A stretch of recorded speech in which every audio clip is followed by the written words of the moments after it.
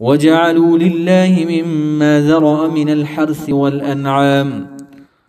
اس پدی آیاتی کریمہ کی الہ العالمین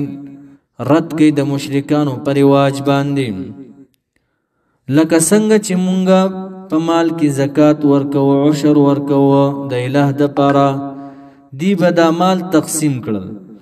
نیم بای دا الہ دا پارا کرل نیم بای دا بوتانو دا پارا. مجاہد سے ویا کل بچی ہوا راغلا هغه مالنا چې الہ دا پارا دی مقرر کړي واغینا با هغه مال ته لاړې چې بوتانو د پاره مقرر کړي هوا به الته یوړو نو هغه به نه واپس کولو نو دی بسویل الہ غنی دی او کوم به چې د بوتانو د پاره منلو دا غینه به هغه مال ته لاړې چې د الہ د پاره مقرر کړي و دی هوا به یوړو نو هغه به واپس کولو. نو وجعلوا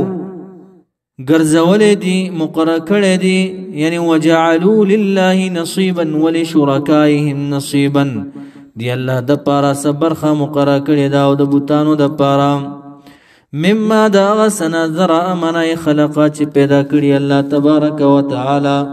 من الحرث د فصلنا والانعام د سارونا نصیبا برخی مقرر کړی دی.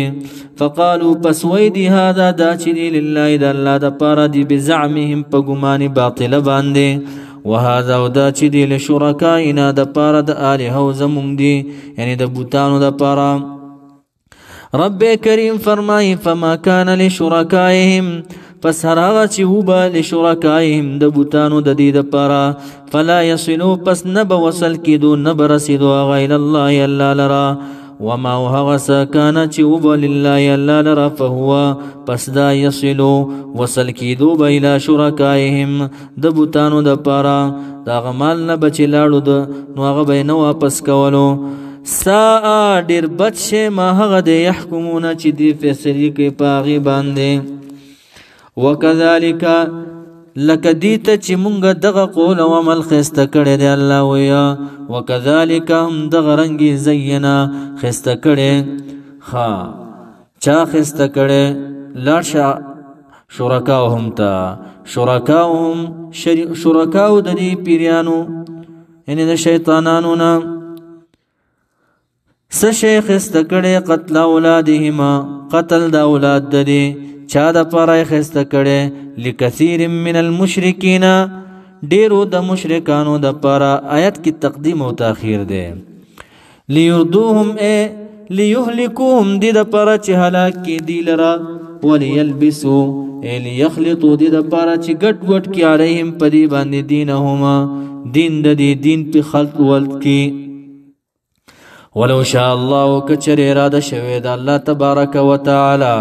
ما فعلوه نبوي کړه دي کار لرا خود د تمام خلقو د هدایت اراده الہ نه د کړي. فذرهم پس پریک د دین را وما هغه سيفترون چې ځان نه جوړي دي په الہ باندې. وقالو ويدا مشرکان هذه دا سروي فصل چي دي یا دا بوتان چي دي انعام دا سروي دي وحرث او فصلون دي حجر منا حرام دي اشاره بحيره وصلو حامتدا لا يطعمها نبخري د دې سارونه او د دې فصلنا الا مگر غسوک بخري من نشاو چې زمون خو خوي بزعمهم په ګمان باطل د دې باندې دا خبرې کوي یعنی کوم به چې د بوت پنامه منلونو هغه بچا خوړلو د بوتانو بچی چا خدمت کولو هغه من جورانو بخوړلو. وانعام نو دا ساروی دی حرمت حرام کړي شوی دی ظهورها شاګانی د دی یعنی سورې دل به په حرام کړلا. مجاهد سے وحام بحیروا سورې دل به ناجائز ګڼلا. وانعام نو ساروی دی لا یذکرون الله نیادی دی لا یذکرون نیادی اسم الله نوم د الله کله چې حلالیا نو د بوت په نامه حلالای د الله په نامه نه حلالیا. لا يذكرون نذكر كي اسم الله نوم د الله عليها باغي باندې افتراء د وجد افترانا دی بویل خپل ګمان کی مونږ ته پدې باندې الله امر کړی دی نو افتران د وجه د افتران ځان نه به جوړول علیه په دی لا باندې دا خبره رب کریم فرمای سیجزیم زرد چې بدله ورکی دی لرایلا بما په سبب د وسکانو چې ودی افترون ځان نه به جوړولو وقالوا ويدا مشرکان ما غسا فی بطون هذه الانعام چې په خېټو د دې سارو کې دي چې بحیره د وسیله ده د دې په خېټه کې سری خالصه دا خالص دی لذکورنا د پاره د نری نو زمونږه ومحرم نو حرام کړي شوی دی علی ازواجنا په بیبیانو زمون یعنی نسائنا په زنانو زمون دا حرام دی و ان یکن کچری و میتتن مردار بوا دغا فهم پس دیبا فيه پدی یعنی په خوراک دغه کې شرکا او شریکانو بیا به نرو خوځه خړلو کله بچی مردار وا سيجزيم زرد چې بدله باور کې دی لرا بری تعالی وصفهم منا د ځان نه د تړلو د دروغو د دې بدله باور کې الله وصفهم د ځان نه د تړلو د دروغو د دې انه یقینا د الله تبارک وتعالى چې حکیم خوند حکمت دی علیم پوه دی قد خسر الذين بتاکید سرا تاوانیان دی هغه کسان قتلوا چې قتل کړي اولادهم اولاد خپل سفهن د وجه د قمقلینا بغیر علم پنا علم سرا